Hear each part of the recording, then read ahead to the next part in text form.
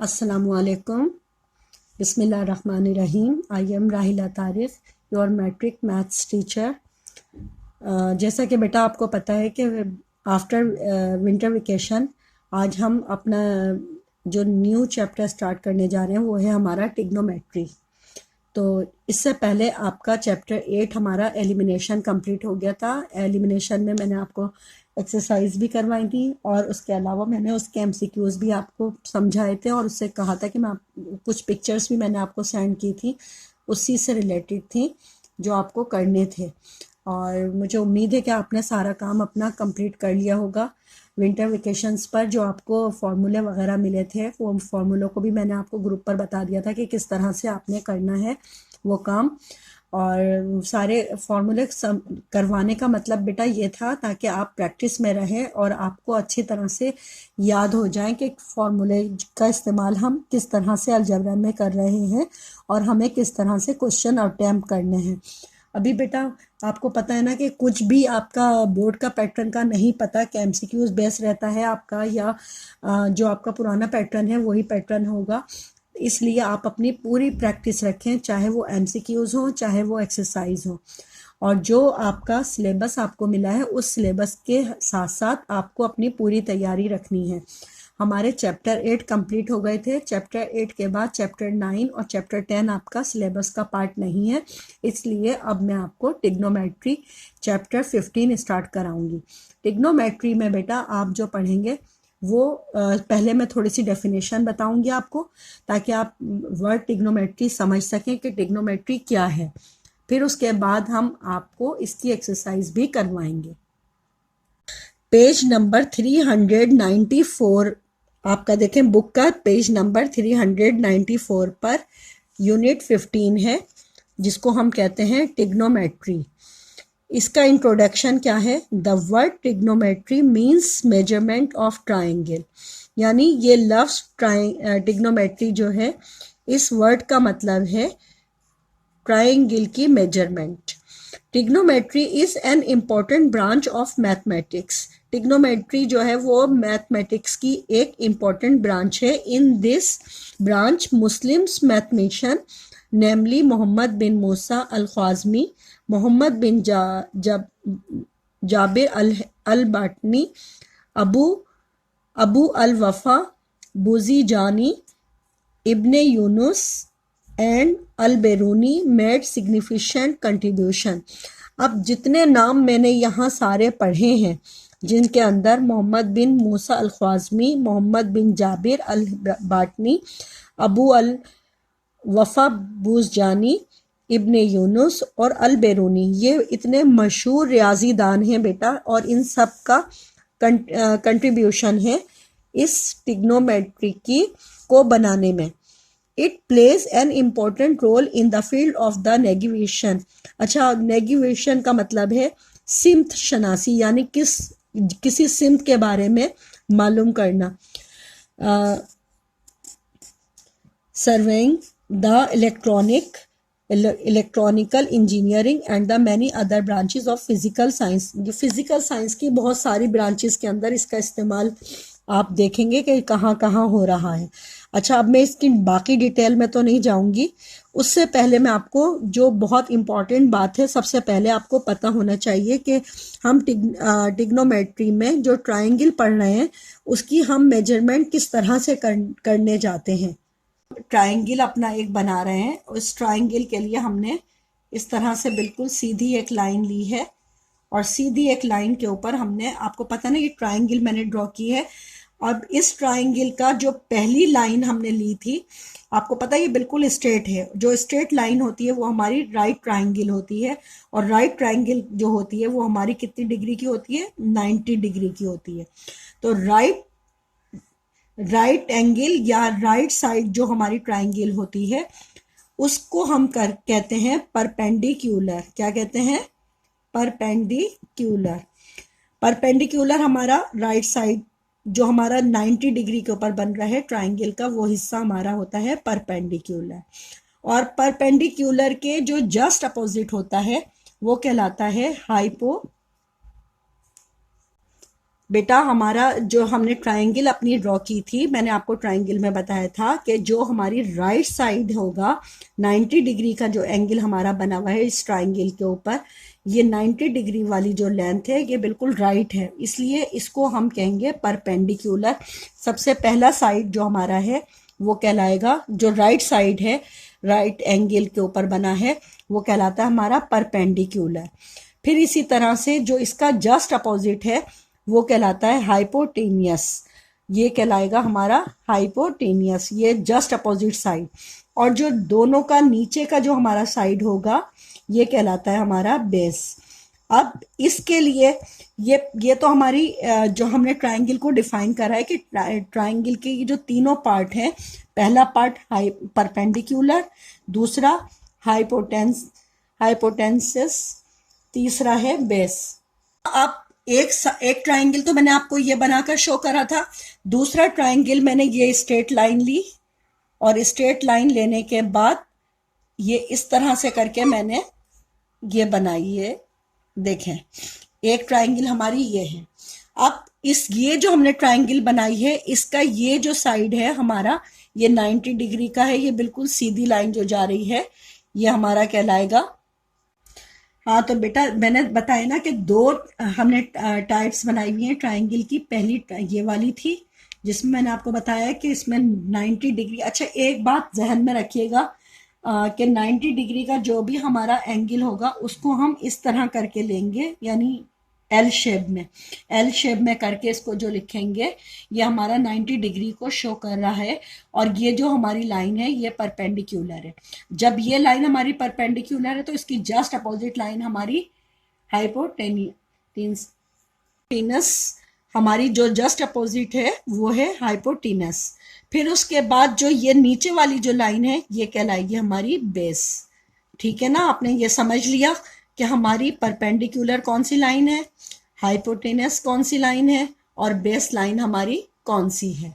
यहाँ ये दोनों ट्रायंगल को बताने का मकसद आपको ये था कि इसका शेप देखें क्या है और इसका शेप क्या है, दोनों डिफरेंट शेप में है, लेकिन आपको पहचानना किससे है, 90 डिग्री के एंगल से पहचानना है। जो 90 डिग्री का एंगल है उसको आप एल शेप में लेंगे। आपने देखा ना कि कभी भी हम ऐसे वाली भी ट्रायंगल लेते हैं और इस तरह की ट्रायंगल को जब हम इस तरह से शो करते हैं तो वो 90 डिग्री की नहीं होती, वो या तो 90 से बड़े होंगे या 90 से छोटे होंगे। तो इसलिए हम यहाँ पर जब भी हम ट्रिग्नोमेट्री के अंदर जब हम यूज करेंगे परपेंडिकुलर, हाइपोटेनस और बेस को, तो हमें ये परपेंडिकुलर के लिए एल शेप लेना ज़रूरी होगा इस तरह करके, जिससे आप आसानी के साथ मालूम कर सकते हैं परपेंडिकुलर को भी, हाइपोटेनस को भी और बेस को भी। बेटा आप ट्रिग्नोमेट्री के अंदर मैंने आपको बताया ना कि हम ट्रायंगल के बारे में पढ़ रहे होते हैं, तो उससे पहले जब हम अपनी एक्सरसाइज मज़ीद सॉल्व करने के लिए जाएंगे तो हमें कुछ चीज़ें याद रखनी ज़रूरी होंगी। जैसे एग्जाम्पल में हम पढ़ेंगे some peoples have curly brown hair, throw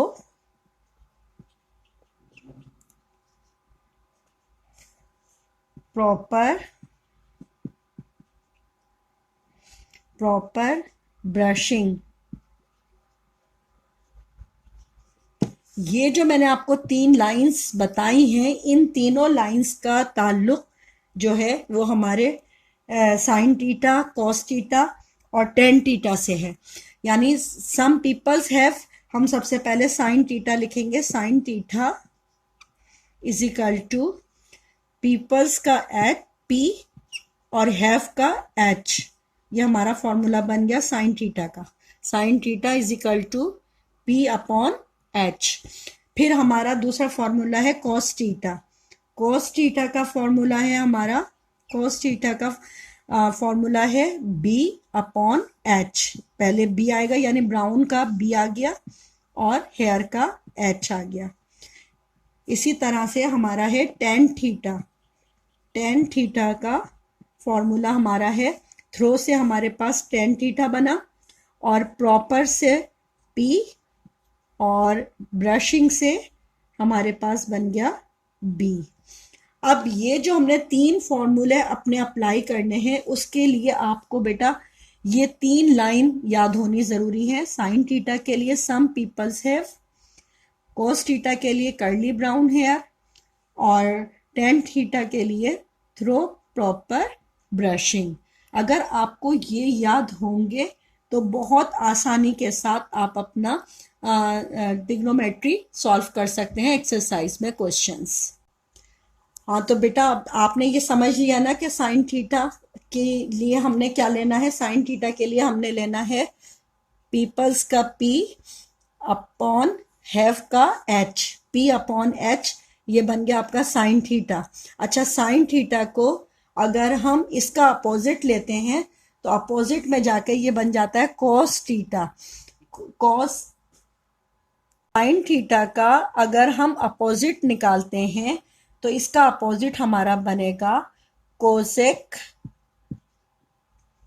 theta is equal to, अब देखें बेटा जब हम इसका अपोजिट बनाएंगे ना, तो जैसे हमारे पहले था पी अपॉन एच, जब हम इसका कोसेक थीटा बनाएंगे तो ये हमारा एच ऊपर आ जाएगा और पी नीचे चला जाएगा, यानी एच अपॉन पी हो जाएगा। अपोजिट का मतलब तो यही होता है ना कि यानी जिस तरह से हम इन्वर्स कर दिया करते थे, तो यानी पी अपॉन एच की जगह पर कोसेक थीटा जब निकालेंगे तो ये अपोजिट हो जाएगा, एच ऊपर चला जाएगा और पी हमारा नीचे आ जाएगा। इसी तरह से हम कोस थीटा का जब अपोजिट निकालेंगे तो कोस थीटा का अपोजिट हमारा बन जाएगा सेक थीटा बन जाएगा। सेक थीटा के अंदर जब हम अपोजिट लेंगे तो पहले हमारा कॉस थीटा था बी अपॉन एच, जब हम इसका सेक थीटा लेंगे तो ये एच अपॉन बी बन जाएगा हमारा। ठीक है, इसी तरह से टेन थीटा का जब आप अपोजिट लेते हैं तो इस टेन थीटा का अपोजिट हमारा कॉट बन जाता है cot theta. Cot theta is equal to, अब इसका p अपॉन बी था तो जब हम इसका अपोजिट लेंगे तो b अपॉन p बन जाएगा। ये आपको याद रखना ज़रूरी है। सबसे पहले तो आपको साइन थीटा याद होना चाहिए कि साइन थीटा के लिए आपने लेना है सम पीपल्स हैव, कॉस थीटा के लिए आपने लेना है कर्ली ब्राउन हेयर, और टेन थीटा के लिए आपने लेना है थ्रो प्रॉपर ब्रशिंग। अगर आपको ये लाइंस याद होंगी तो आप इसको सॉल्व कर सकते हैं, और जब आप इसको सॉल्व कर लेंगे तो आप इसका अपोजिट भी सॉल्व कर लेंगे। अपोजिट में मैंने आपको बताया कि साइन थीटा का अपोजिट बनेगा cosec theta is equal to h upon p. हाँ तो मैंने आपको बताया ना कि जब हम कॉस थीटा का अपोजिट लेंगे तो sec theta is equal to, ये भी अपोजिट हो जाएगा यानी एच अपॉन बी, और जब टेन थीटा को हम अपोजिट करेंगे तो cot theta is equal to b upon p. अच्छा, ये जो मैंने आपको एच और बी और बी अपॉन पी बता रही हूँ तो बेटा ये याद रखने वाली बात है। मैंने पी से मुराद शुरू में जब आपको बताया था तो समझाया था कि पी का मतलब है परपेंडिकुलर, एच का मतलब है हाइपोटेनस, और बी का मतलब है बेस। जो मैंने आपको पहले तीन अल्फाज बताए थे, परपेंडिकुलर, हाइपोटेनस,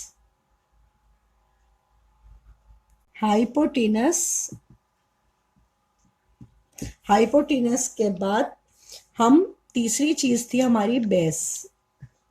ये तीन अल्फाज मैंने आपको कहा था ट्रिग्नोमेट्री का जो बेस है, जो बुनियाद है, जो आप क्वेश्चन सॉल्व करेंगे उसमें आपको ये तीनों अल्फाज याद करने हैं। इन तीनों से मिलकर ही ट्रिग्नोमेट्री बन रही है, और इन तीनों का इस्तेमाल हम यहाँ साइन थीटा में, कॉस थीटा में और टेन थीटा में कर रहे हैं। जब साइन थीटा हम यूज़ कर रहे हैं तो यहाँ पर पी का मतलब है परपेंडिकुलर, एच का मतलब है हाइपोटेनस और बी का मतलब है बेस।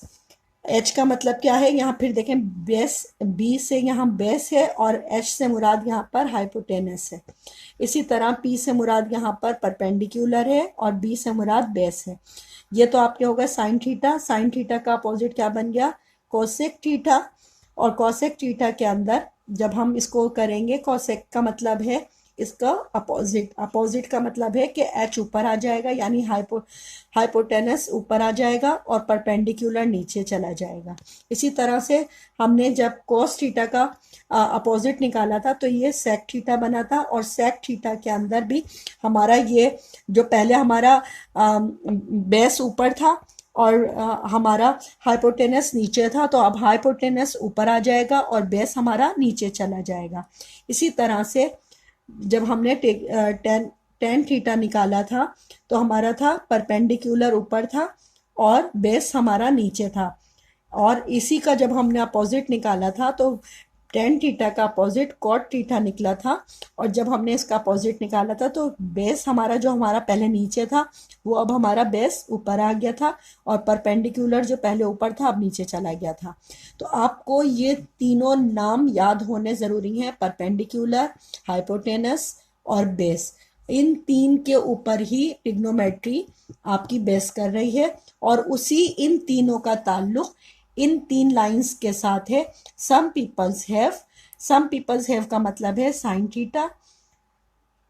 ठीक है बेटा, ये जो मैंने आपको तरीका बताया ना कि some peoples have curly brown hair through proper brushing, बेटा ये आपको ये फार्मूले से ताल्लुक नहीं है, लेकिन इसके ज़रिए से आप ये फॉर्मूले आप याद कर सकते हैं।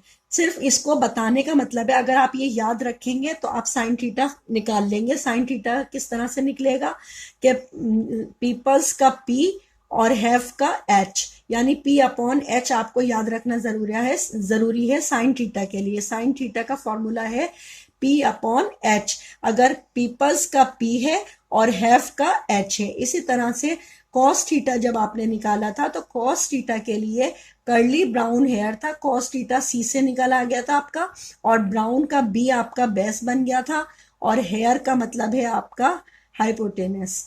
तो अगर आपको ये वाली लाइन याद होगी तो आप कॉस थीटा का फॉर्मूला खुद अपना आप लिख सकते हैं। इसी तरह से थ्रो प्रॉपर ब्रशिंग के लिए आपने टेन थीटा याद रखना ज़रूरी है कि टेन थीटा जब आप लिख रहे हैं तो थ्रो से आपका टेन थीटा आ गया, और प्रॉपर का मतलब है परपेंडिकुलर और ब्रशिंग का मतलब है बेस। तो इसके लिए आपको P अपॉन बी ये याद रखना ज़रूरी है। जब आप ये फॉर्मूले अगर याद कर लेंगे बेटा, ये सारे साइन थीटा, और साइन थीटा का अपोजिट क्या है, कोसेक थीटा। कॉस थीटा का अपोजिट है सेक थीटा, और टेन थीटा का अपोजिट है कॉट थीटा।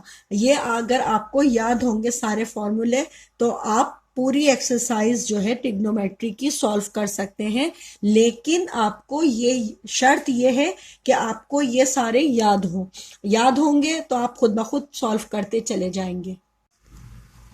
बेटा हमने जो अभी एक्सरसाइज ट्रिग्नोमेट्री की आपको चंद बातें समझाई थी। मैंने समझाया था कि किस तरह से साइन थीटा, किस तरह कॉस थीटा, किस तरह से टेन थीटा अपने उसके फॉर्मूले याद करने हैं। वो फॉर्मूले अगर आपको याद होंगे तो आप बाकी एक्सरसाइज खुद अपना आप कर सकते हैं। अब हम आ रहे हैं अपनी एक्सरसाइज 15.1 की तरफ।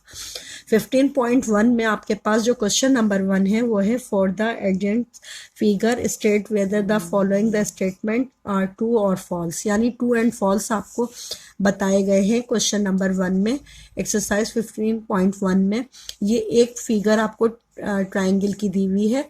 इस ट्राइंगल की इस फिगर के अंदर आपको बताया गया है कि पहला जो मैंने आपको बताया था कि जो हमारे पास 90 डिग्री का जो एंगल होता है, मैंने आपको क्या कहा था कि वो लाइन हमारी परपेंडिकुलर लाइन होती है, और परपेंडिकुलर लाइन के जो जस्ट अपोजिट होती है वो हमारी हाइपोटेन्सिस होता है, और फिर उसके बाद जो हमारी जो नीचे जो लाइन है वो हमारी बेस कहलाती है।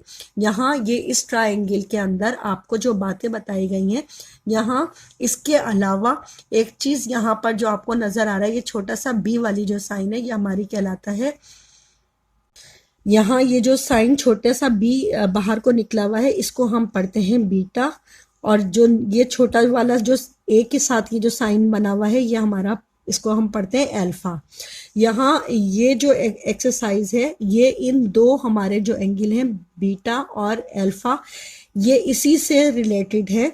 यहाँ पर इस बात को मैं ये ज़रूर कहूँगी कि जब बेटा आपने ये बीटा और अल्फा के बारे में जब आप पढ़ रहे हैं, तो यहाँ हम जो जिस तरह, अगर हमें बीटा के बारे में, जैसे अब ये पहला क्वेश्चन हमारा है sine beta is equal to a upon c, तो जब हमारे पास ये साइन बीटा के बारे में हम पढ़ना है, तो हमने इसको इस तरह करके ये डायग्राम आपके पास इसी तरह से बनी हुई है। और जब आप अल्फा, हमने बताया कि यहाँ जो हमारे पास बीटा और अल्फा, ये दो हमारे पास यहाँ पर साइन बीटा और साइन बीटा और अल्फा बीटा, ये दो हमारे पास जो आए हुए हैं, इनके लिए हम पता है क्या करेंगे, हम इसके लिए मैं आपको आसानी के लिए समझा देती हूँ कि इस डायग्राम को आप रोटेट कर लें।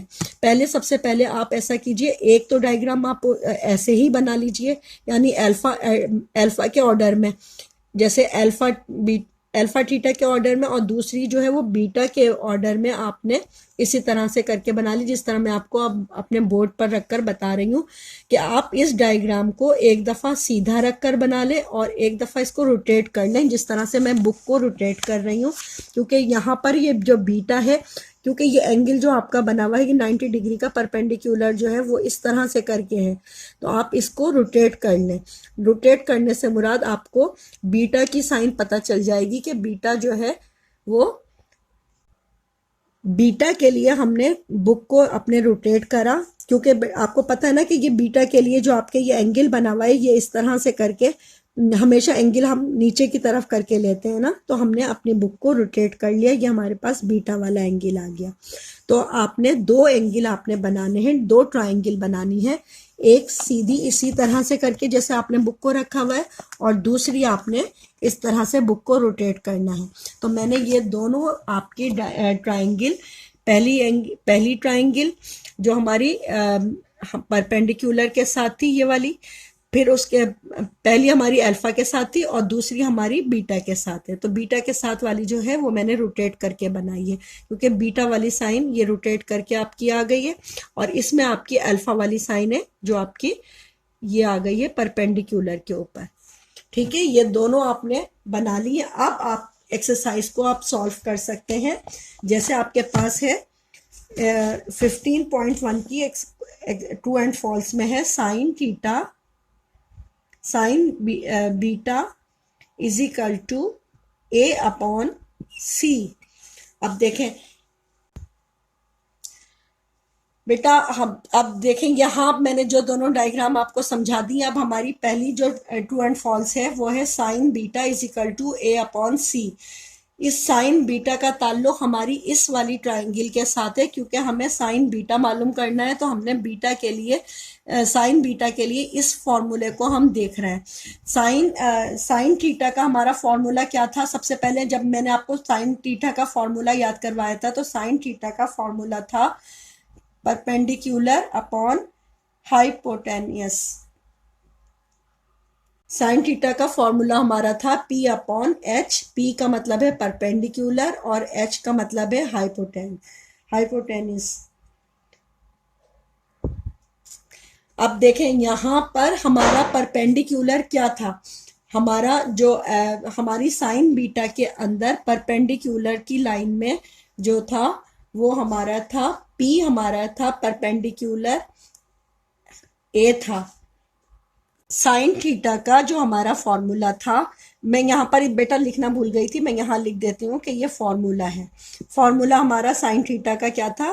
Perpendicular upon hypotenuse. अब परपेंडिकुलर हमारा इस डायग्राम के मुताबिक जो है, अकॉर्डिंग टू द डायग्राम, हमारा परपेंडिकुलर ए है। तो यहाँ P हमारा जो है वो A है, और इसके मुताबिक भी हमारा परपेंडिकुलर A है।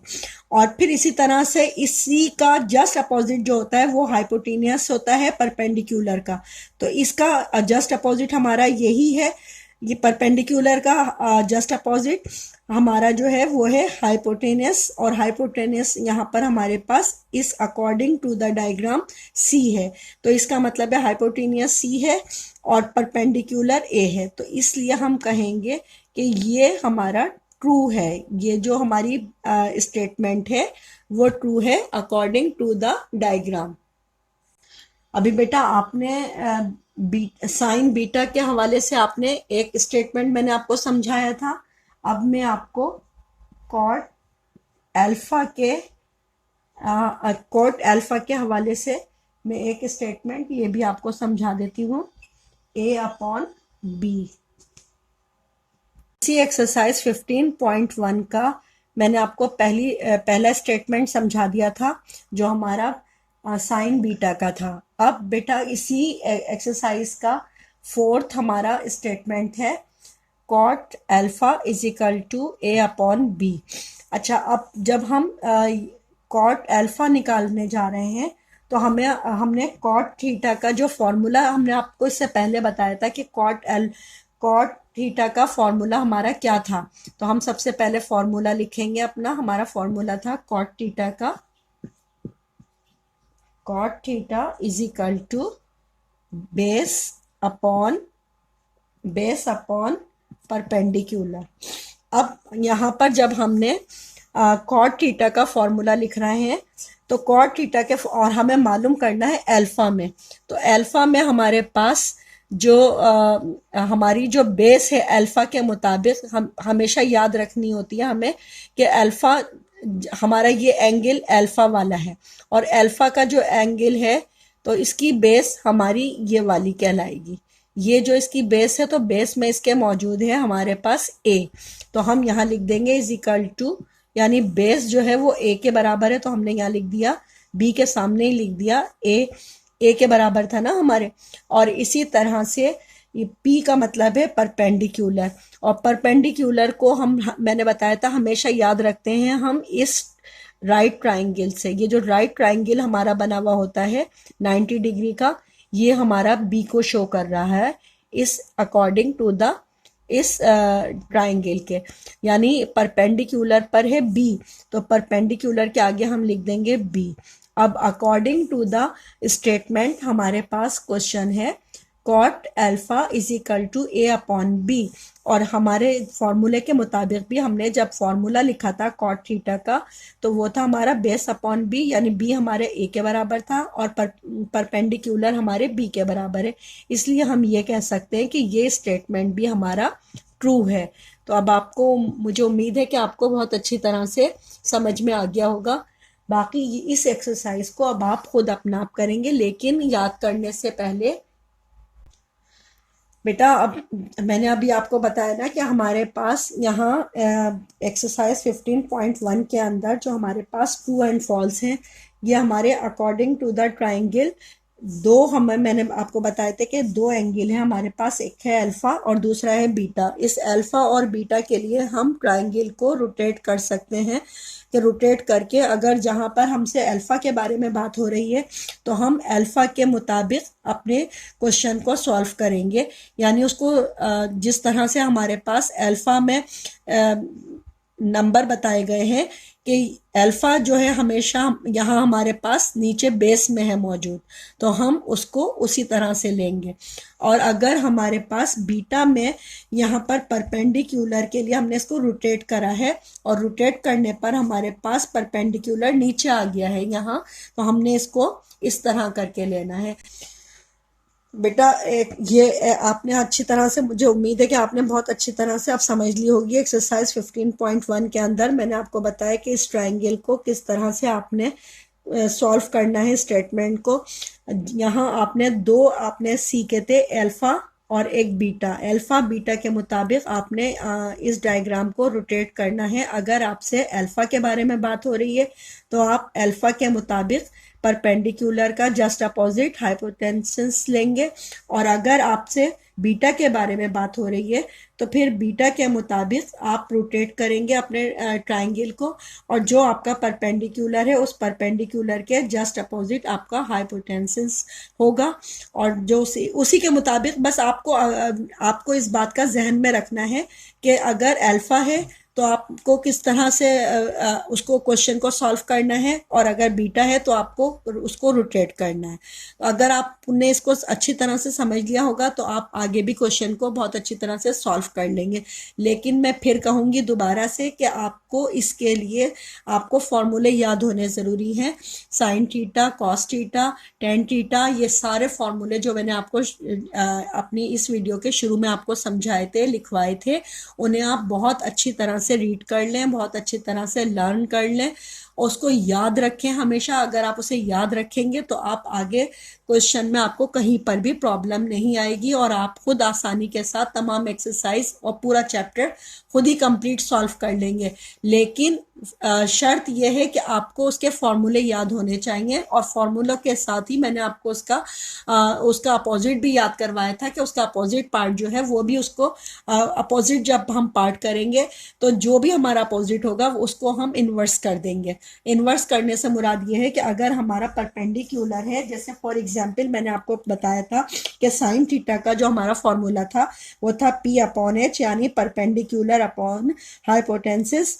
और जब हम इसको अपोजिट निकालेंगे तो इसको हम निकालेंगे कोसेक थीटा, या जब कोसेक थीटा निकालेंगे तो इसको हम इन्वर्स कर देंगे, यानी हाइपोटेन्सिस को ऊपर ले जाएंगे और परपेंडिकुलर को नीचे ले जाएंगे। इसी तरह से हमने कॉस थीटा का फॉर्मूला अपना इस्तेमाल करा था बेस अपॉन एच, यानी जब हम इसका हम सेक थीटा निकालेंगे तो हम हाइपोटेन्सिस को ऊपर ले जाएंगे और बेस को हम नीचे ले जाएंगे। इसी तरह से टेन थीटा का फॉर्मूला मैंने बताया था कि परपेंडिकुलर अपॉन बेस, और जब हम इसका अपोजिट निकालेंगे तो कॉट थीटा जब निकालेंगे तो बेस ऊपर हो जाएगा हमारा और परपेंडिकुलर नीचे हमारा चला जाएगा। तो आपने इस सब को याद रखना है, बहुत अच्छी तरह से इसकी प्रैक्टिस कीजिए।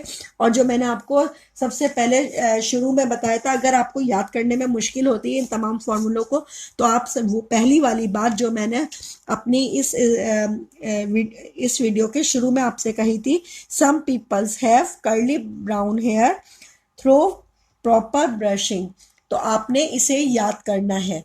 ठीक है, अगर आपने ये याद कर लिया तो आप पूरे सारे फार्मूले बहुत अच्छी तरह से याद कर सकते हैं, और जब फार्मूले आपको याद हो जाएंगे तो आप एक्सरसाइज भी आसानी के साथ सॉल्व कर लेंगे।